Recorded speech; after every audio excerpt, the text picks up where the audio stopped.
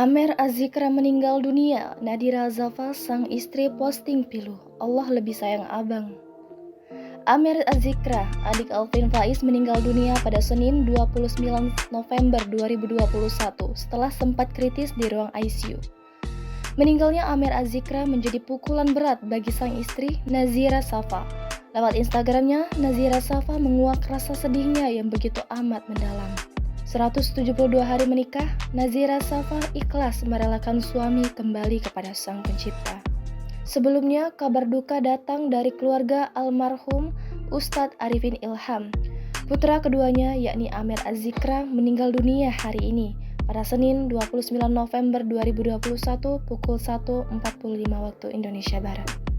Kabar meninggalnya Amer Azikra diungkap langsung sang kakak Alvin Faiz lewat postingan Instagram pada Senin 29 November 2021. Banjir ucapan duka pun mewarnai postingan dari Alvin Faiz tersebut. Adapun hingga berita ini diturunkan, diduga penyebab meninggalnya Amer Azikra karena adanya infeksi liver.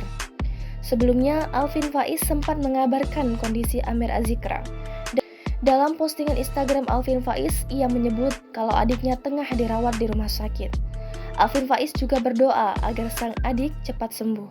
Ia juga meminta doa agar Amer Azikra bisa melewati masa kritisnya. Jangan lupa subscribe, share, komen, dan like ya!